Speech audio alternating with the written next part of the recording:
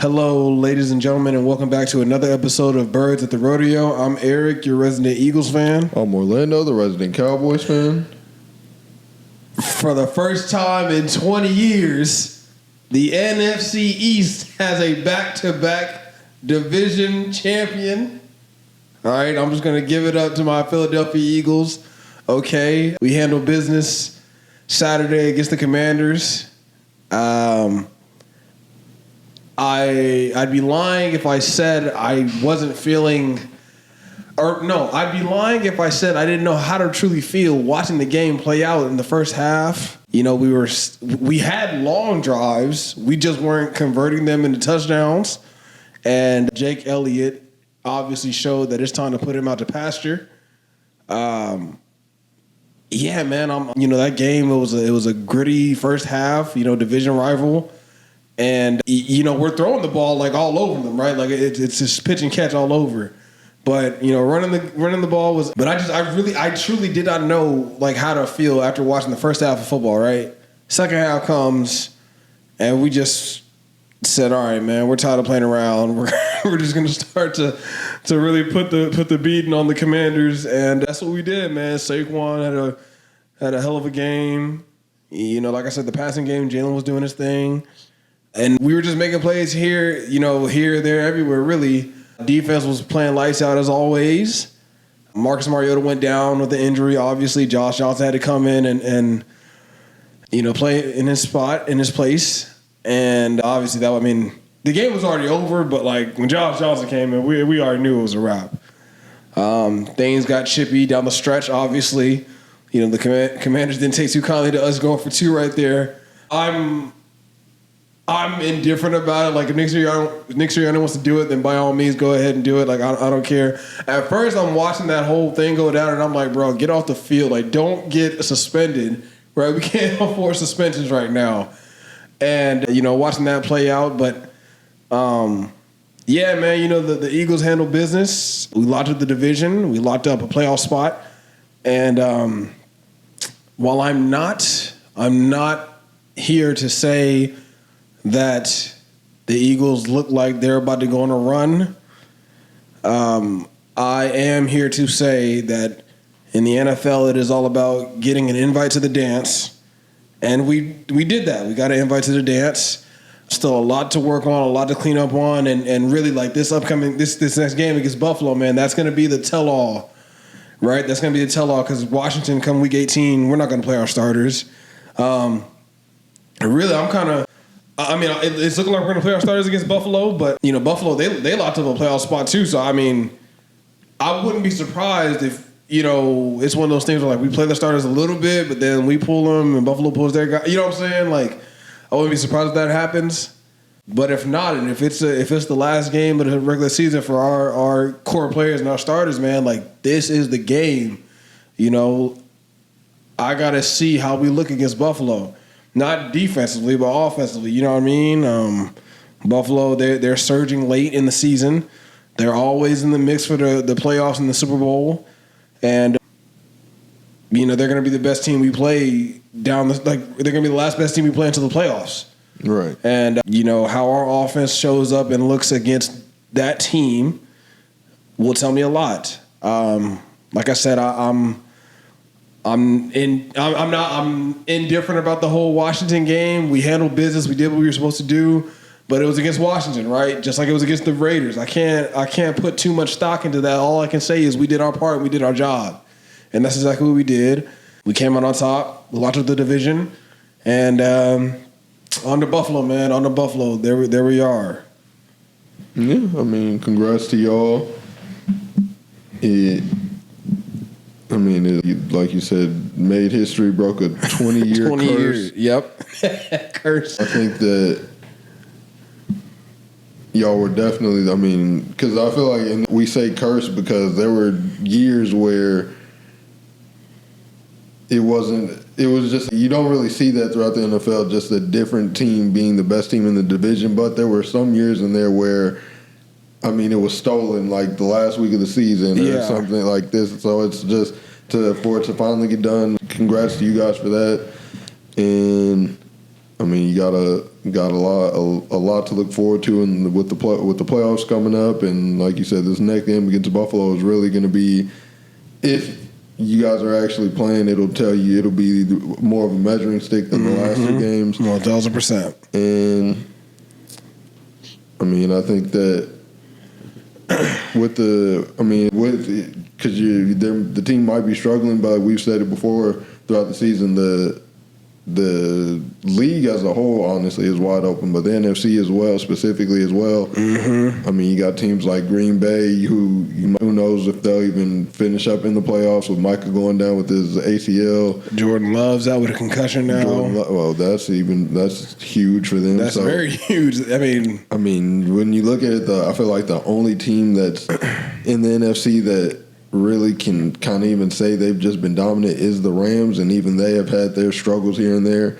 So, I mean, like you said, all you can really ask for at this point is an invite to the dance. So, congrats to y'all for that. Yeah. You know, that's all you can ask for. But you kind of said it, right? Like, there's a lot of parity in the league this season, right? You got teams like the Bears, Caleb Williams, the young Bears are in the playoffs now. The Rams, like you said, they've looked like the most dominant team so far. But I mean, they're not even the first seed right now. Right now, it's the Seahawks, right, who have the first seed. So we'll see how that shakes out. The 49ers, they're playing right now. They're sitting at the 6th seed spot, even with all the injuries and all the drama they've had to deal with. You got the Packers in there, right? The Panthers right now. You know what I'm saying? Like. And shout out to Bryce Young. I just want to say, I was one of the few out here still believing in Bryce Young. All right, I want to say that real quick. So shout out to him and the Panthers for making it happen. But yeah, man, it's a lot of parity in the league right now. And, you know, obviously with the Eagles making the playoffs and clinching the division, that shut the door for the Dallas Cowboys. And, yeah, man, I mean, let's get right into it, man. The Cowboys offseason outlook for you is what? Well, for like going into the, because I mean, if you want to talk about the game, because I didn't watch the game. Yeah, well, going into the game, like you said, our season was already over before the first kickoff. Yep. But I mean, you same way you saw that doesn't mean that the players stopped playing. Like you saw against us last week, the Vikings, they knew before that game that they were eliminated from the playoffs. Yep. That didn't stop them from still playing hard. I mean, it didn't stop us from trying to play hard, I guess. I mean, do you feel like the effort could be questioned? Well, no, it's exactly what we've seen all season. The defense just sucks. I said this during the game. There's not a statistic, there's not a ranking, there's nothing in the entire world that can convince me this is not just the worst defense, the worst defense in NFL history.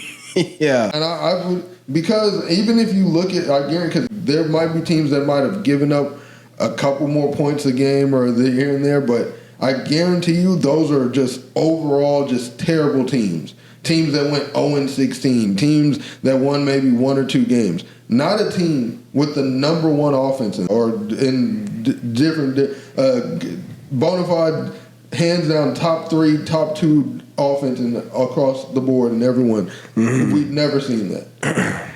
If somebody can fact check it, find me an example of some time we've seen it before. But as far as I know, we've never seen that. That is the worst defense in the entire history of the NFL because they don't even have. They had an offense that put them in position to not be as bad. That's the teams that went 0-16 might be considered a worse defense. They got no help from the offense. They were getting on the field constantly, getting 3 and outs, not scoring any touchdowns as well. Yeah. We've never seen a defense play that bad when the other side of the ball is holding up their end. Yeah.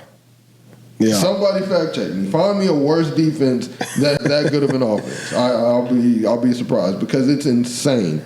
Week after week after week after week. And we're not just saying like Justin Herbert, he's a good quarterback. Yes. His hand is broken. But it's a non-throwing hand. But he had his best game of the season. Caleb Williams, his best game of the season. Bryce Young, best game of Russell Wilson, best game of Bo Nix. Every single quarterback. Yeah. Somebody ran the numbers. No matter who it was, week after week, what they did to our offense was rivaled prime Aaron Rodgers MVP season. If you took every quarterback who played against us and added those numbers up into one guy, it's MVP Aaron Rodgers. That's insane. That's just that I've just never seen anything like that. It's ridiculous. It's 1,000% Matt Eberflus. I don't care. These are players, all pro players. Even if they're not that level anymore, they're not that bad. We are seeing guys who are at least at worst Pro Bowl, at least serviceable players have their worst seasons, get embarrassed on the field. It's not coincidentally just all these guys starting to suck at the same time. It's the person in charge of them. He's terrible at his job, just to simply put it.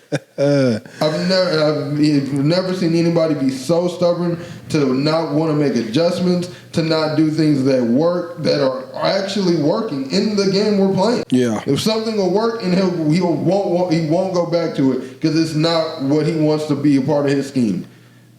Justin Herbert he's been sacked at least once in every single game this season. Did y'all not sack him? Didn't touch him.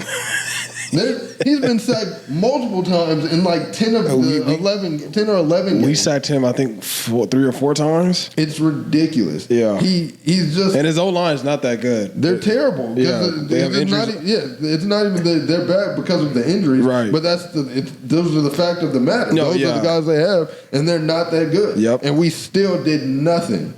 That's surprising. It's not because it's... Well, it's just surprising because Quinnen couldn't get back there once. He didn't play. Oh, I didn't know that. Yeah, he was in concussion protocol from the Vikings. Oh, okay. Well, shoot. Still, I mean, Osa, Kenny Clark, like nothing. I mean, we don't send any pressure. We rush forward, drop everybody back in the zone that they don't understand how to run, that they don't want to run, that they can't run. Yeah, and every quarterback just sits back there. Oh, la-di-da-di-da. Oh, Keenan Allen's open. Oh, Quentin Johnston's open. Oh, McConkey's open. It's ridiculous.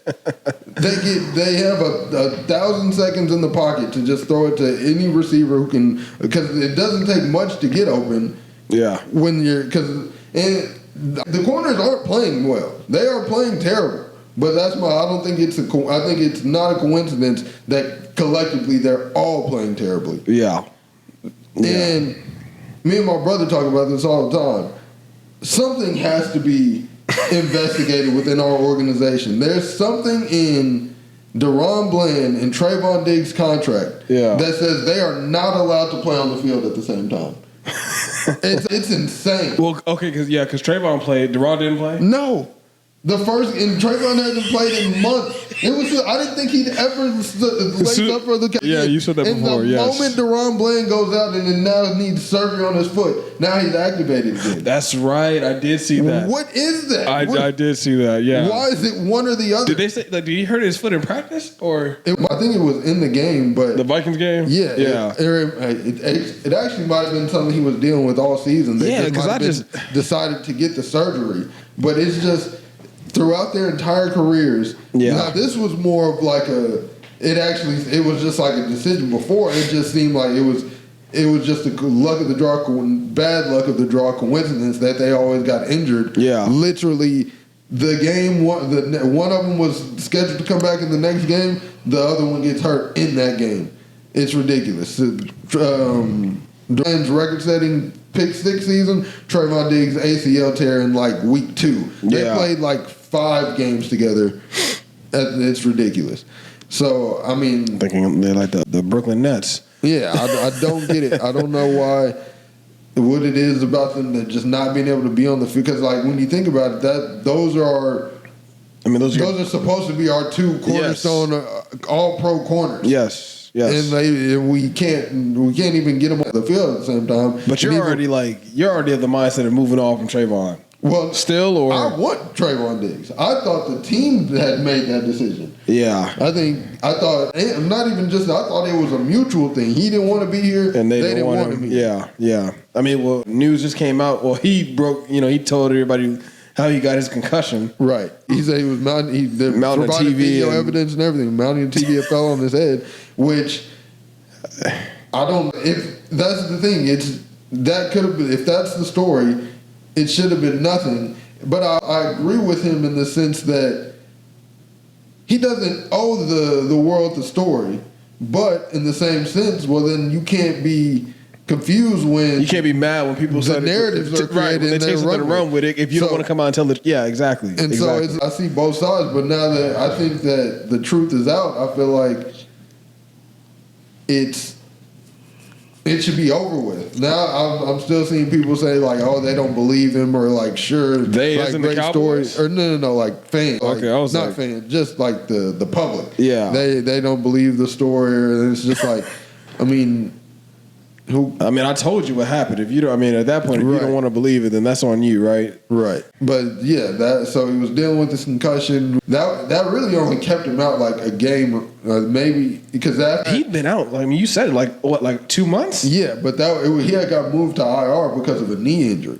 And that's where he was injury reserve, and then once his practice window got activated, people assumed, okay, now he's going to be back. This was maybe around the Chiefs game, maybe around against you guys. I don't remember exactly, but that was when he was like, when his practice window was opened up, and so we were thinking he was going to be back. Yeah. And after that, he was just a healthy scratch. Yeah. And then Brian Schottenheimer when asked about it, they would basically say things about just his willingness to buy in, whether or not he wanted to be here. Brian Schottenheimer was saying that. It was never that direct.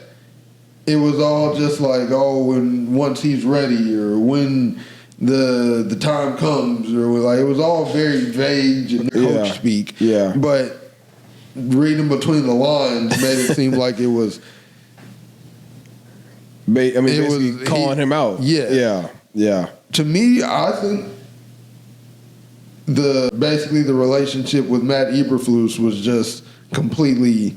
You mean between Trayvon and Matt? Yeah. Trayvon Diggs didn't respect him as a coach, didn't want to play for him, didn't agree with the way the scheme he wanted to run, and he said that publicly.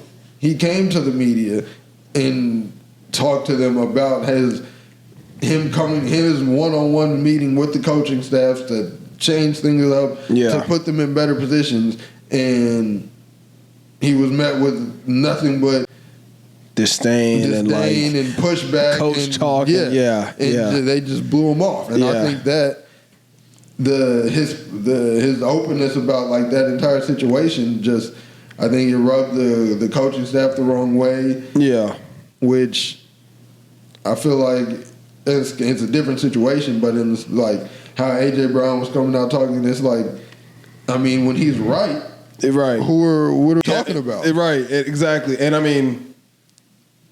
And as far as I know, like Trayvon, he didn't flat out say like Matt Eberflus is a bad coach, right? AJ Brown never flat out said Kevin McCullough is a bad. He never said anything bad about anybody. He literally just said our offense is not doing our job, and that's basically what Diggs said. He said he basically talked to the coaching staff to try to change things to put them in better positions, and they told him no. Right. So if a player having criticism for their own. You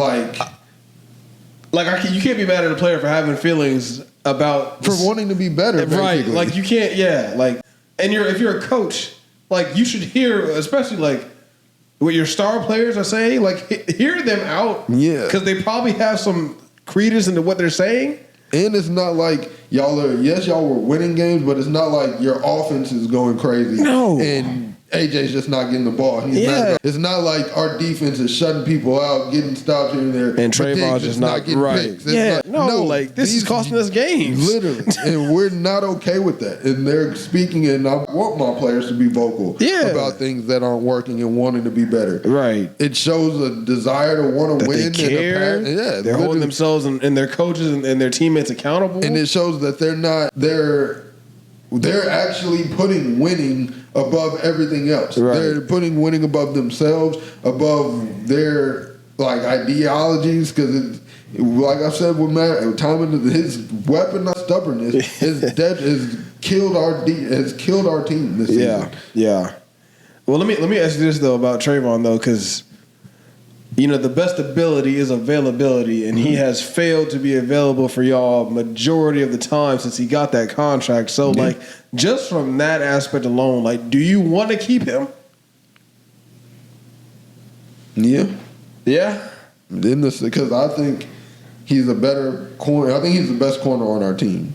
Right. When healthy, which is not often. Yes, but in the same sense, I would rather have him and deal with him maybe getting injured than put stock into Andrew Booth being our starting corner. Is he still on the roster, Andrew Booth? I don't even remember. Shavon Rebel, who hasn't played well. Well, let me say, like, let's say you move on from Trayvon, right? Y'all have 2 first-round draft picks. You use one of them on a corner.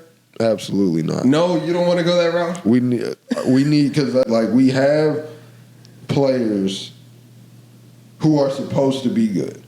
And we've paid to be good, and we've invested to be good. Are we talking past Trayvon and then Deron, or are we talking about Trayvon and Deron? I'm talking about the entire team. Like, there are Trayvon, and in the corner specifically, yes, Trayvon and Deron. Yeah. That we've invested in corner. We can know. So what do you want to use? Like what the people are saying, we might need to use that in our offensive line. No, we can't do that anymore. We have first round picks on our offensive line. No, yeah. We've paid guys like we have. There are position groups, linebacker, safety, that are terrible. So that's what you want to use those picks on? Yes. First 2 picks need to be a linebacker and a safety. Well, dude. We've invested in our cornerback room, whether they're available, whether they're good or not. You feel good about the edge players y'all have right now? I feel better about every position group better than I do linebacker and safety. Yeah. Because in the linebacker room, Overshown is the only guy I have. Kenneth Murray, you haven't been a fan of his? He's the worst player on our team. Really? I'm serious. I can't.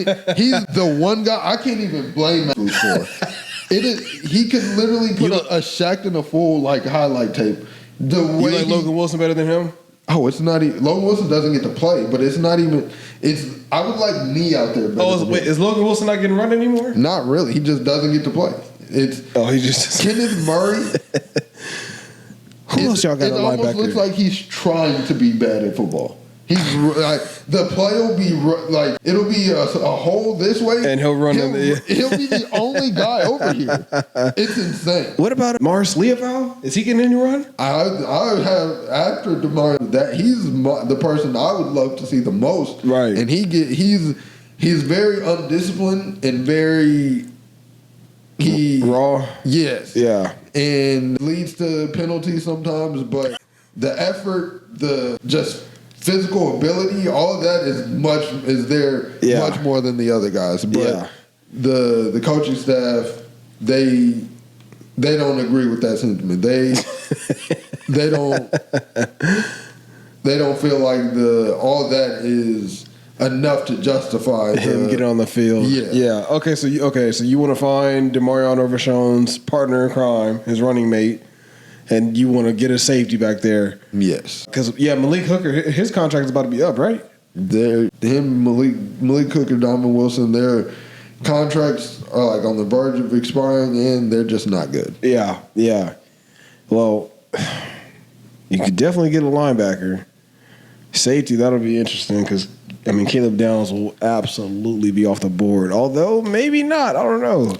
Yeah, it just depends on who, because we'll have probably like the 12th or 13th pick. Because there's another scenario in which, y'all could use those picks to trade for somebody. Are you off of that ship or? It just depends on who the player is, but honestly, probably not, because it obviously, if someone says, "Oh, trade 2 first-round picks for," I didn't even think it was. Would you trade 3 for Max Crosby? No. You wouldn't trade 3 for Max Crosby? Well, yeah, 3 actually, because there'll be future picks, but Give me the 2 this year and then a future first. You wouldn't do it? No, actually, the only guy I would trade for right now is Myles Garrett, and even that. But you like Max Crosby though. I thought you wanted him. I did. But even then, I didn't want him for multiple first-round picks. I don't even think I wanted. That is, yeah. Wow, really? And it's more so. He's from Dallas too. I mean, I think that our defense needs more than one player. But if that one player is going to be Myles Garrett, I feel like we'd be in the best. Like you could work with that. Get better with Garrett. You could work with that. Yeah, I feel like with Mac trading those two, or just adding Matt, because you basically just be adding Max Crosby to this defense on top of whoever else we're losing, and I think it'd just be like him on the Raiders. That's okay. That's fair. I tend to view that a little bit differently, but I hear you. Okay, so linebacker and safety. That's what you want the Dallas Cowboys to address via the draft and free agency. Well, probably not free agency because really all your money is probably about to be tied up in Pickens, Javonte Williams. They have plenty of money. And Brandon Aubrey. They have plenty of money to sign them and as well as be players in free agency. That's the thing. That you have to do that. You have to do all three of those and still be players in free agency, or you're never going to win. Yeah. Well, what's y'all's projected cap space right now? Do you know? No, I have no clue what the number is. I know that because it's literally just. Let's see. That's Jerry's job to figure out how to do it. No, I agree. I agree. You know, if you're the GM and you're the owner, right? And not to mention, with we free up cap space by cut if guys like Trayvon Diggs and Terrence Steele and if guys like that get cut, contracts restructured. Dak's contract most likely will get restructured. CD, anybody, there's ways to do things. They call it kicking the can or pushing the inevitable, but who cares? And that's not the truth. We just said it. The Los Angeles Rams are one of the only teams that look like one of the best teams in the NFL this season. Yeah. And they just went all in and kicked the thing down the can for a Super Bowl appearance and win. What did Les Snead say? F them picks. Everybody, successful teams in the league have top end players at all their skill positions, as well as they get free agents. And they hit on draft picks. Hitting on draft picks is definitely big. It is, and I feel like for us, it's almost like hit or miss. It's either they're completely terrible, unplayable players, or they're all pros. Yeah.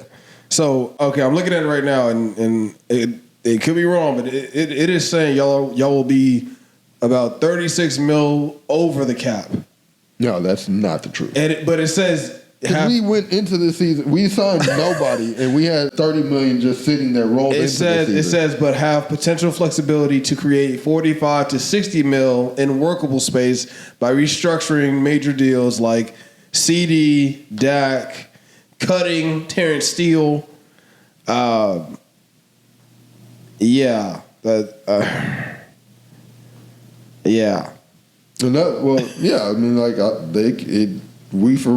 we're going to free up cap space, and then something that happened in this game that kind of was Tyler Smith actually played left tackle in this game. He went from we moved Tyler Smith. Yes. Yeah, because Tyler Guyton's been out. Tyler Guyton was out. Nate Thomas started in our last game, and then they moved Tyler Smith to left tackle. You think that's something that could be long-term play? I'm not sure. Because Tyler Guyton, he was originally a right tackle in college. Right. And, I honestly didn't think he struggled too much. I think, he had a rough rookie season. Yeah. But I feel like he improved enough in this season to where I was happy with the improvement I saw, and I felt like he was all pro at guard, right? Tyler Smith. Well, no, I was talking about Tyler Guyton. Tyler Smith, he's the best lineman on our team. Yeah. But I was saying Tyler Guyton, Yeah, he started off at right tackle. Had like a rough rookie season at left tackle. Yeah, but I think he's kind of settled in now. The improvements he made from his rookie season to sophomore season, were enough to where I was like, okay, I think we can build. That's why one of the reasons people are saying we need to invest in another offensive lineman is because we don't really know what's going on with our with either one of our tackles. We think like I said in the things that we're most likely going to be cutting Terrence Steele. So we have no right tackle. Yeah. But I mean, you kind of do if you bump Tyler Guyton back over there. But then you don't have a left tackle. But then if we bump Tyler Guyton right, and then Tyler Smith to left, now we need a left guard, and then But I don't want to spend a first round draft pick on any. No, and you can find and draft and develop quality offensive linemen in the later rounds. You just have to find them and identify them and be able to actually develop them. Which y'all. And we have done. Cooper Beebe wasn't a first round pick. We've had we've been dealing with offensive line injuries kind of throughout the season. I remember Brock Hoffman played pretty well. Nate Thomas, he's played well in his home games. He struggled in the game he started on the road. But other than that, when he had to come in, he was very serviceable. So definitely possible to get guys. Absolutely. So absolutely. Spending a first round pick on anything other than an area that's like linebacker and safety. If there's already guys that we've invested in at that position, I feel like it's a wasted pick. That's why Luke Shoemaker is my least favorite. Hey, I'm not gonna lie though. I feel like he's started to come alive a little bit. Last couple of days. No. I feel like Dak's been targeting him a little bit more. He has like 2 catches over the last 2 games. Does he? What does he have over the season? Less than 200 yards. I don't know, man. I feel like when I watch y'all, I feel like Dak be looking his way a little bit. I could be wrong. I don't know. I could be wrong. He has 1 catch in the last 3. In the last 2 games? He has 3 catches in the last 3 games, like 1 in each. 1 catch for 29 yards last game. Yeah. 1 catch for 12 yards the game before. 1 catch for 1 yard against Kansas City. I thought he was starting it. Absolutely not. And that's I guess not. The catch he had against Minnesota was a really good catch. It was like a one-hander for 29 yards, but he's 1 catch all season. Yeah. Okay, I hear you. Okay, so he has 11 catches for 105 yards on the season. Yeah. Yeah. Okay. Yeah. When I almost said less than 100, I was just like, I don't know, but but like I was saying, my biggest gripe with that pick was. It's a second round, like using that high of a round pick on a player in a position group where we've already invested makes no sense. Who did y'all have? Okay, before Jake that, Ferguson. Well, I know, but I'm saying like after him, who did y'all have before Luke? Because like a lot of teams they love the 2 tight end sets, right? Some of them love the 3 tight end sets, and if they feel like they can get a quality tight end. In the second round, that makes no sense to me. So, but I'm saying that's what teams do, though. That's because if you're running a 2 tight end set, he's still the second tight end, right? I mean, so a second you can get if you're running a 2 tight end set, you don't need to spend a second round. Who was there? Was the guy? What's his name? It wasn't. It might have been. It doesn't. Yeah, is it Brand or Spanford or whatever? It's Brevin Spanford. Yeah, but it doesn't. That doesn't make sense. Spending a first or a second round pick on any player who's not about to start on your team makes no sense. Yeah. Drafting them to be a backup, even a starter in a specific personnel group. Yeah. No. I mean, it just you've seen that trend happen a little bit. I mean, the Bills, they had a quality starter in Dawson Knox. They drafted Dalton Kincaid in the first round. The Raiders, now I get it because it's Brock Bowers, right? But they had just drafted Michael Mayer in the second round the year before. You know what I'm saying? Like teams are doing it. We had Zach Ertz for at least like 2 or 3 more years, and we drafted Dallas Goedert. Like, but when we drafted Goedert, we still had Zach Ertz for another 2 or 3 years. You know what I'm saying? Like that's what teams do. Those situations, like you said, the guy in the Raiders, the guy they drafted. Was generationally better than the guy they already had. Yes. Makes sense. But in y'all situation, Zach Ertz was nearing the end of his career. Not really. He was literally he was like transitioning into just a possession tight end. I mean, Zach Ertz has played for like another 7-8 years. Yeah, as just a safety. He's not the Zach Ertz that he was. I hear what you're saying, but and I'm not saying like, I'm not arguing to keep him. You know what I'm saying? Like for us to have kept him, but like, I'm just saying, like, that's what teams do. Like, they draft, like, even if they feel like, or us as fans, if we feel like, why would we go get a tight end right there, right? Like, we don't need that. But that's what I'm saying. In those situations, it did make sense. Well, maybe they didn't. If Jake Ferguson was like, he was in his Jason Witten era, not by performance, but by age and stature, then yes, it would have made sense if he was 6, 7 years in his career. And I'm not saying this is right, but maybe the Cowboys brass, Jerry and company, thought Luke Schoonmaker was a better overall like tight end prospect than Jake Ferguson. Wow. I'm not saying I can't tell you. I can't speak to why they did it. But I'm just saying, like that would make it even. If they thought that would make it even a worse of a pick because there was nothing that supported that. I don't know why they did that. Okay, I'm just saying that's. I'm just throwing stuff out there as to why they possibly made that pick. Okay, I don't know. Terrible pick. If you're picking, if you have a guy already, like using a high level draft pick. Makes no sense. I think it depends. It depends on the team. It depends on it depends. It depends for me. But okay, defense, linebacker and safety. That's what you want the 2 first-round draft picks to be.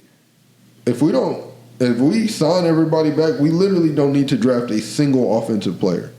Yeah. I wonder. I mean, that George Pickens contract. I wonder what that's going to look like. And another thing, I'm glad you mentioned it. It's getting absolutely ridiculous at this point. I think I know what you're about to say. Literally, the only thing mentioned when talked about is, does he deserve a contract? Does he deserve? Terry Bradshaw. It's ridiculous. Like he's done nothing this season to warrant that talk. He had 7 for 130 and a touchdown against the Chargers. Yes. Yeah. And that's CD. Did he play? Yeah, but he played well. Did he leave the game? CD? I don't know. I just know I saw Terry Bradshaw kind of. What was it? Did George Pickens? Did he?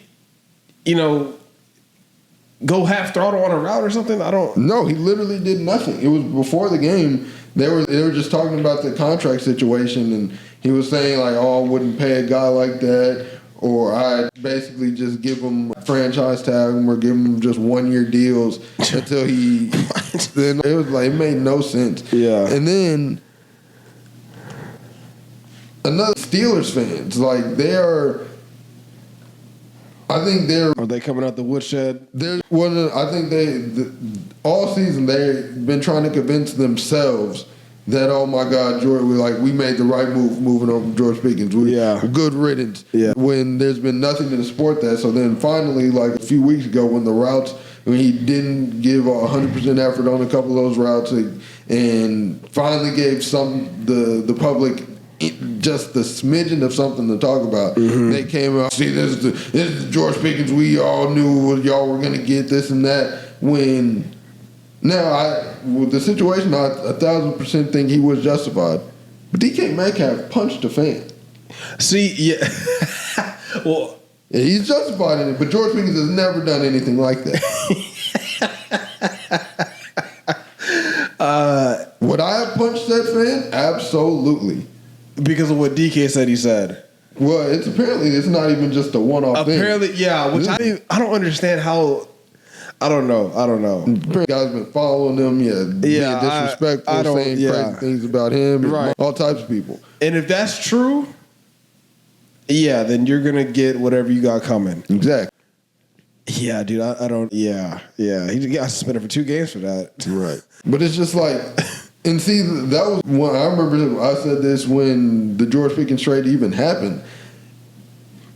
His crash outs, I feel like it's been insanely overblown. Yeah. Well, he plays football and he's gotten in a couple fights on field. Yes. Is that something we've just never seen before? No. What else has he done? What else has he done? Yeah, I think for Pittsburgh, I just think they drafted a young kid coming off of winning championships at Georgia, and he just came in and he was immature, which, a lot of guys come into the league and they're very immature, right? You just got to learn to deal with that. And I guess, Mike Tomlin, I guess George hadn't progressed in that regard enough for him and his liking, and they decided to move on.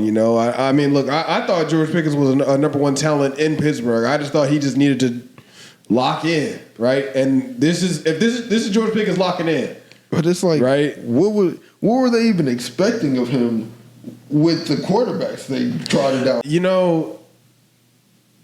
Look, man, certain teams, right, with the Steelers, with the Mike Tomlin-led Steelers, with the Bill Belichick-led Patriots, it's like, look, man, you come in, it's my way or the highway, right? Like, either get with the program or get out. And I think for the longest time, they tried to get George Pickens to get with the program, and George was not getting with the program. And so Mike Tomlin said, all right, adios. I understand that if that could be the reason why they moved on from him. Yeah. But the narrative surrounding him is just, you would think it's much more. Well, shoot, can we think about a time where a guy got traded and the narrative that came out afterwards was like clean coming from his former team?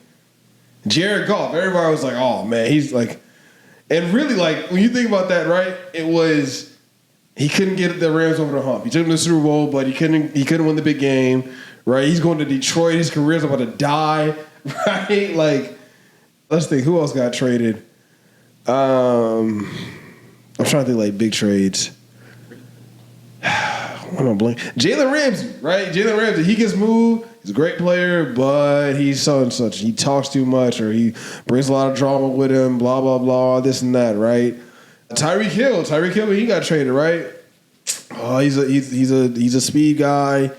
He can't do those. He's not really a team player. Blah blah blah. All this and that. You know what I'm saying? Like, I don't know. Like, can you think of a trade that's happened where the guy came out clean from the other team? Well, because I'm not saying that he should have gotten. I'm saying the entire league has painted him as like.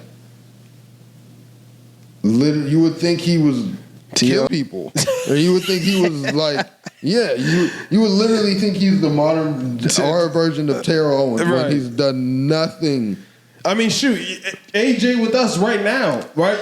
People like are so annoyed and like tired of him, and they're like comparing him to T.O., and it's like, dude, like AJ Brown still comes to work every day. He's over here buying people groceries. Like T.O. got kicked out of practice, went to his house, and did a whole workout talking about me. Like, not the same player at all.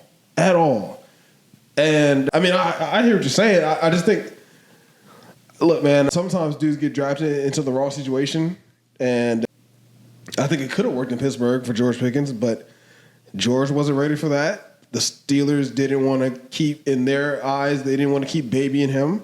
I think it would have worked if the team was better. If they just had, if they would have had a court. I mean, hell, I'm not even going to lie to you. I would have loved to have seen what a George Pickens and DK Metcalf led wide receiver core would have done with the Aaron Rodgers this year. Yeah, I would have liked to have seen that. I was kind of looking forward to seeing that, but then, obviously that didn't happen. And I think this entire thing was a mistake by the Steelers. And I think they've done everything. Maybe. They've tried I don't know. Them and their fan base have done everything in their power to try to make it, to justify what they did. Smear George Pickens. To make it seem like what they did was right. You know what? I'm not gonna say it was a mistake. I think long term we have to see about that, right? Because DK Metcalf signed a 4-year deal with them. I don't know what his number was this year, but like I know when they are throwing the ball and DK is getting the ball, like he's making plays, he's making moves. I don't know. I think it's still too early to tell. I think it could be one of those scenarios where it is a win-win in the long run, right? Because if Pittsburgh has their number one, but that's the thing. Like you said, they could have had both. Yeah, it didn't have to be DK or George. They could have. That's where I think the mistake is. Maybe they moved on when they could have been better. Yeah, Well, yeah. But here's the thing. I mean, with the Steelers, I mean, I'm watching them play, man, and it's like I still think Mike Tomlin needs to go. And as long as Arthur Smith has a job as their offensive coordinator, it's I don't know what to expect. Actually, I do know what to expect, and it's gonna be archaic offenses. And yeah, I don't know how you're Mike Tomlin and you haven't moved on from this at this point. But you know they have another winning season, right? So I think it's his 19th one. Mike Tomlin's 19th winning season, and everybody's happy about that and everything. Oh well, bro. Let's see what you do in the playoffs, right? That's what the whole talk is with Pittsburgh. But I mean, yeah, they could have had both. They don't, obviously. And, you know, the whole season, right, we've been asking who was wide receiver 2 in Pittsburgh. So, yeah, they could have had both. Opted out for that. And like I said, that's why I think, yeah, in that regard, you could look at it as a mistake, but it could end up being a win-win trade. Just got to see how this plays out. Because, I mean, I know this is a very unlikely scenario, but if George Pickens leaves Dallas, then, you know, that kind of opens up a whole nother can of like, where to next? Yeah. Right? I think whether he stays in Dallas, I think for what he brought, we won the trade simply for what he did for us this season. He was literally the top 3 wide receiver in the NFL. Yeah. Yeah, it's hard because, like, when you do that, but then, like, y'all don't even sniff the playoffs. You know what I'm saying? But that has nothing to do with it's hard because it's like, yeah, it's cool, but, like, I don't know. I view team success. I'm not saying that's a whole part of it, but, like, I view that as a part of it when I'm looking at a lens of, like, a trade and how the team actually did with the trade. That's just me. But that's the thing. We traded for an offensive player. Yeah, and he put up our offense be a top 3 offensive. What is But haven't you? But that's my thing. Team success is too dependent on way too many things, right, for it to be that deciding of a factor in an opinion. But aren't you the same one? And we both agree on this. But like the Cowboys had a top 3. They've had a top 3 offense for like what, the past 4 or 5 years. Yeah. So I mean, in that aspect, don't get me wrong. Did George Pickens make a huge impact? Yeah, but like, do you get what I'm saying? Yeah, because when we had those top offenses, we had Pickens like God. We had Amari Cooper and CeeDee Lamb and Michael Gallup. We were not going to be a number 1 offense with CeeDee Lamb and Ryan Flanoy as our number 2. Was playing amazing before he had to leave this game with a concussion. I think he had another 100-yard game. No, Ryan Flanoy. Yeah. I'm loving him as our wide receiver 3. Yeah. Get Turpin off my team. Jesus are you off of the Monte Turpin? Because he has nothing as a receiver, and as a returner, his impact as a returner has been vastly overrated his entire career. Wow. He's never once returned a punt or kick return for a touchdown in a game that Dak Prescott's played in. Basically, a meaningful game that we actually had a chance to win in. Yeah. His only 2 have been last year against the Commanders, where he hit the spin move at the end of the year, in a game that actually we won. Winning hurt our draft pick at the time. The season was already over, and I think he had another one in a Cooper Rush game that we ended up losing.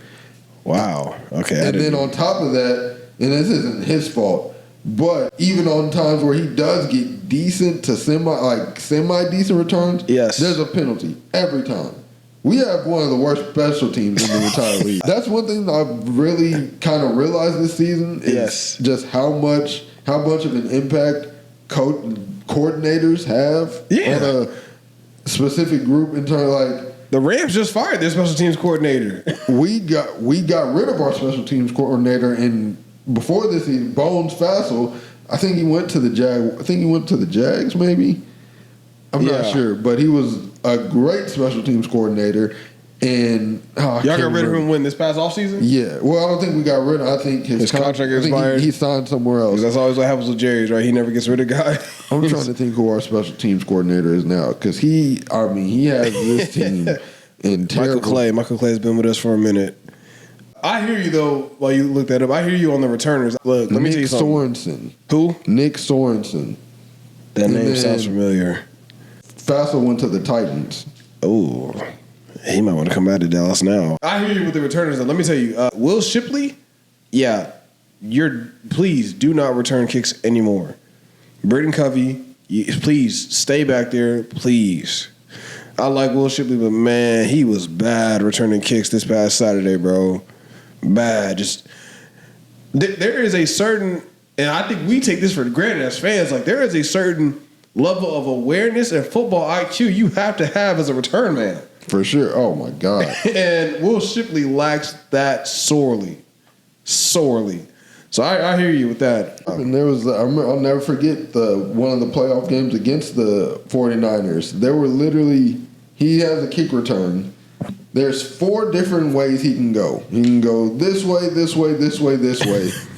There's one defender. In one of the only way he went, he chose to go the only direction the defender was. Yeah. It was insane. Yeah. And a little thing he does that makes it, it infuriates me every time I see it. He'll run directly into a defender, and then he'll get up and be like, he was this close to breaking it. He was nowhere near about to return this. He does it almost every time he returns a kick. Yeah, it's so annoying. Yeah, no, that's funny. That's funny. That's funny. Okay, yeah. I mean, overall, right? Like, just to put a pin on this, the Cowboys, they have some work to do this offseason. Got some work to do. You feel like they have the cap space or the maneuverability at least to make the cap space to make the moves necessary for y'all to be successful on the defensive side of the ball next year. First though, you bring back Pickens, bring back Javonte Williams, bring back Brandon Aubrey, and then go from there. Like you said, y'all have 2 first-round draft picks to play around with. So, I think, I'm sure you agree with this because, in your mind, I'm sure in your mind, like Javonte, George, Brandon, they're already locked up. Like there's not a possibility they leave. So, if that's the case, then, really, like, it's just defense. And the first step is getting Matt Eberflus out of there quick, fast, and in a hurry. Absolutely. And, we'll see. We'll see how that plays out. Who y'all have this week? We have the Commanders. Yes. Is it on Christmas? Yes. Is it? Okay, yeah. If Jack Johnson. You mean Josh? Josh Johnson goes out. I don't know. Is he set to start? I didn't see it. Who did they bring in? The Commanders signed somebody? Yes. Oh, I didn't see that. Yeah. The Chiefs, the Chiefs, man, when it rains, it pours. Gardner Minshew going down like that? No, yeah, that does stink. I didn't know. I didn't see the Commanders sign somebody. Who'd they sign?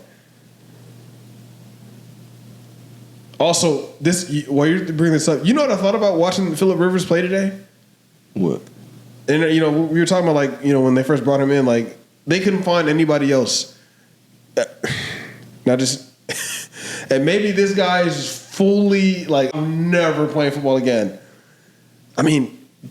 Did you not even try to attempt to call Andrew Luck? Probably not. He's probably, no, never. Maybe, but, I don't know, bro. I'm calling him at least. Well, yeah, but we're not going to know who they all call, but I just feel like a sudden retirement yes, we will. If they want us to know.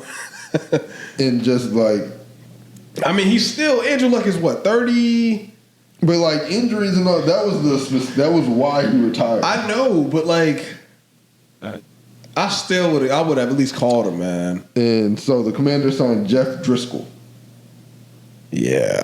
If Josh Johnson or Jeff Driscoll, whoever plays, has their best game, because it would most likely be the best game of their career. Josh Johnson been in the league, I think, 16 seasons. 9 teams. I wonder what his career high is. In passing yards? Yes. Probably. You know what? I'll give him. I'll say 275. 275 to 320. Oh, this is college. I was about to say no way. It said 128 passing yards. In the NFL. Touchdowns. NFL. I'll say 275 to 320. Yeah, 334 yards and 3 touchdowns. Yep. Okay, there we go. Yeah. He throws for, who was it? It was with the Jets. Oh, my gosh. What year was that? 2021. Wow, 4 years ago. Time flies, man, when you're a backup quarterback in the NFL. Right. Well, time flies. Okay, yeah, so y'all got the Commanders on Christmas Day. Yeah. I mean, I want to say y'all should win that game, but Like with that defense, literally anybody can score. Right. And all it takes is our offense needing to punt one or two times. right. And that's another thing. Like the Cowboys fans, I think I'm not gonna blame you guys. I feel like you guys are you're just so delusioned at this point. You don't really realize what you're watching. But you know, it is normal for teams to punt a few times in a football game. I know you don't really see it. Are you seeing like You don't really see teams do it against us, so you don't really know. But your offense is going to punt a few times. Like, are Cowboys fans like mad? as soon as we punt, Why are we doing that? We got Brandon Aubrey. Is that the discourse or they take that as a chance to there goes the they use that as a chance to like kill the offense the moment they don't score points, and it's just you're never gonna. The Cowboys fans do it. The Cowboys haters do it. There are still Cowboys haters. Yeah. Fans blaming our offense for not even for these games, for this season as a whole. Listen, I have, as you said it before, you've happily hate watched the Eagles. I have happily hate watched the Cowboys this season, and I can unequivocally say, I mean, I agree with you 1,000%. Don't get me wrong. I mean, your offense has had bad moments, but like, there's no way. Right. There's no way you are looking at anybody else but squarely Matt EBERFLUS and everybody responsible for the Dallas Cowboys defense. There's no way. And to your point too, I think fans too, like nowadays specifically with this NFL, with the Detroit Lions going for it a lot on fourth down, with us going for it a lot on fourth down, right? They get what's the word I'm looking for?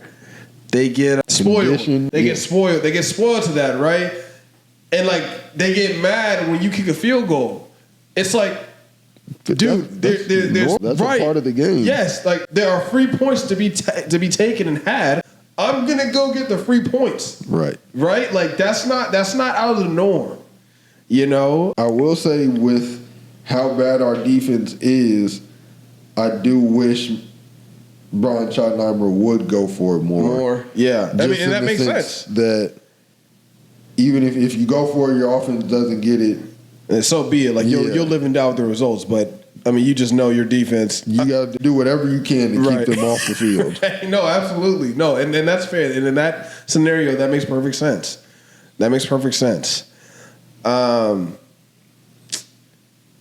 Man, I'm not gonna lie, we spent a lot of time on this. So we're gonna get right to it. Before we get out of here, it is time for What Say You? And this topic today was brought to us at our good friend Jamal's baby shower. Shout out to Melanie and Jamal. Friend of the pod. He made the intro and the outro to the pod. Yeah, man, they're having a beautiful baby girl. Baby number 2, Olivia Baker's on the way. And at the baby shower, Orlando pulled up a little bit later, and I'm trying to think, how did we? Oh, yes. So I gave Jamal his Christmas gift. His Christmas gift was a golf vest, right? Then that led to the topic of Tiger Woods and the culture, and then that led to other prominent black athletes in the culture, and then we talked about obviously the infamous O.J. Simpson and his impact and his legacy in the culture. And I'll state my case real quick because I don't think I expressed where I was coming from quite well when we were talking about it heated a few hours ago. Here's the thing. I hear what you're saying about his career as an NFL running back, right? As a Hall of Fame player, right? I genuinely don't think most people in our generation, and especially the generations after us, they don't even, like when they think of O.J. Simpson, they don't think about O.J. Simpson, the football player. They think about O.J. Simpson and everything else. They think about O.J. Simpson, the guy that got off the double homicide, right? And specifically, when you talk about O.J. in the black community, OJ was the first black man to beat the system, right? I mean, like, legit, like, that's why everybody was so happy when he got off, even though we all know, and I hope you don't disagree with me on this, we all know he did it. I don't care whether he did it or not. Go ahead. 'Cause now So to me, it's like the whole the culture. I feel like that's what this is kind of boiling down. What like your definition of the culture is, and to me, the culture is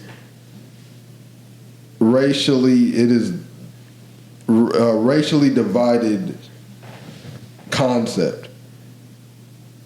Like to be white and be a part of the culture, there's very few people. You got white chocolate. Jason Williams, he's a part of the culture. I love white chocolate, man. Can't really think. And I think that in terms of OJ and the culture, I think that I don't disagree. The reason he is so prominent is because of that. Yes. But I think that only amplifies his impact on the culture because it's our culture. We saw a black man, like you said, beat the system. Yes. And we'll probably never see anything like that again. Yeah. And so, like, I don't disagree that is why he's so prominent in the culture, but I don't think that disqualifies him. I don't think it disqualifies him from it. I just think, I don't know. Like, I really want, like, I don't think he holds that much weight outside from, like, what he did and what he got off of. You know what I'm saying? Like, I don't think he holds, like, a huge place in the culture. I guess for me, at least. Because, like, I mean, I don't think I've ever, and I'm serious, I don't think I've ever had a legit football conversation about O.J. Simpson. Have you? Yeah. I haven't. I haven't. That's funny. I can't, like, I'm so serious. Like, I can't, and I mean, you know me, like, I talk ball all the time. Like, anytime I can talk ball, I talk ball. Not once in having a conversation in which O.J. Simpson was the topic did football ever come up once. You've never come up in a conversation about all-time running. Nothing. No. How? I just feel like because I'm telling you, people don't think about him. And I know, he, like you say, he rushed for 2,000 yards in 14 games. Like he's a Hall of Fame. He was a Hall of Fame running back. But I'm telling you, that is not what people think about when it comes to O.J. Simpson. Like, when was the last time you had a football conversation about O.J.? Well, I'm saying if we're having a conversation about all-time running backs. Yes. I'm telling you, O.J. Simpson's how would his name not get brought up? His name has not. I'm telling you, not once. I don't see how. Because it's almost like that's a different person. Like legit, it's almost like that's a different person. Huh? And when you have a Hall of Fame career, but you committed a double homicide, got acquitted, went to jail after the fact, and wrote books about if I did it, did all this stuff. You know what I'm saying? Like, bro, like OJ's life after football engulfed his football career, and like I think that's really what happened. And I don't think his impact on the culture, I don't think it's that much, man. I don't think it's that heavy. I don't think it leaves that much of a mark. I don't. I don't think when people think of the culture, they think of O.J. Simpson. I don't.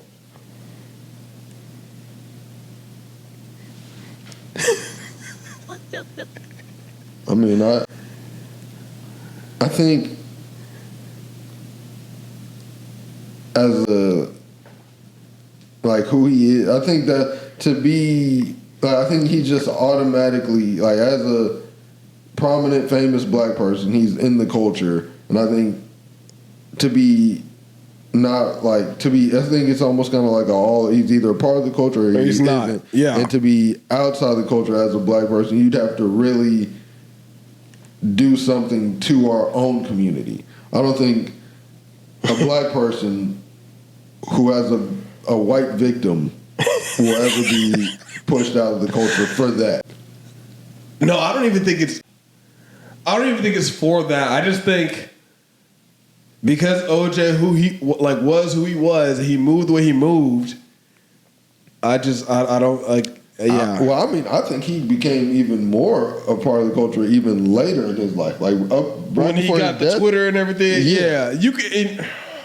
Twitter world. Those videos, I used to think they were hilarious. Yeah, I don't know. I don't know. For me, it's no love lost when it comes to O.J. Simpson. I'm not gonna lie to you. But Tiger, I think Tiger was I'll take that back. I'll take that. Tiger Woods is 1,000% a part of the culture. I mean, he's the reason black people got into golf. He's the reason. He's probably the reason James and Jamal got into golf. Okay, like I'll put it out there. Yeah. So shout out to Tiger Woods, man. He probably needs to hang it up, but shout out to Tiger Woods nevertheless. And on that note, that is a wrap on this episode of Birds of the Rodeo. Eric, the resident Eagles fan. Orlando, the resident Cowboys fan. And Merry Christmas to you all. Yep. Also, it is the holiday season. Yes. Early happy birthday shout out to my partner here. Hey. His birthday's tomorrow. Yes, it is. Sure, I hope it treats you well, man. Yeah, man. Merry Christmas to you all. One more year before my brother can actually say, you're 30. And it makes it. And it's true. Jesus. Yeah. He's been waiting on that for a while. That's diabolical work right there, Omar. Yeah, man. Merry Christmas to you all. We hope y'all get whatever you want. This sign right here, Christmas present from Peyton. Shout out to Peyton for making that happen. Appreciate you, Peyton. Yeah, shout out to Peyton for making that happen. Like, comment, subscribe, follow us on Instagram, Twitter, TikTok, YouTube. We just got our first payout from from the podcast, from RSS feed. Shout out to you guys. We just got our first payout for that. Many more to come, slowly but surely. And yeah, man, Cowboys fans, how do y'all feel? Do y'all think y'all need to spend the 2 first-round draft picks you have on a linebacker and a safety? Maybe you're different from Orlando. Maybe you think y'all need to address the O-line for some reason. Maybe you think the offense is to blame for this season going the way it did. I don't know why, but if you do, let us know. Eagles fans, we got invited to the dance, man. How do y'all feel? Do y'all think we can make a run? Are y'all still feeling iffy like I am? Let us know, man. And what say you? Is O.J. Simpson a big part of the culture? Like Lando said, I think it really is like how he said it. He's either a part of the culture or he's not. What say you, man? Where does O.J. stand for y'all? Let us know, man. Until next time. Peace. Later.